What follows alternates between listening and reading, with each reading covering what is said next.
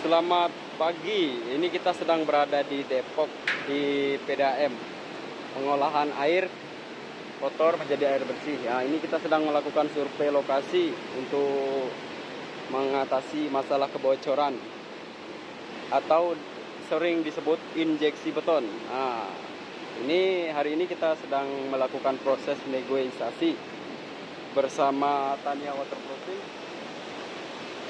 Jadi semoga berjalan lancar dan semoga pekerjaan bisa terselesaikan dengan cepat. Amin.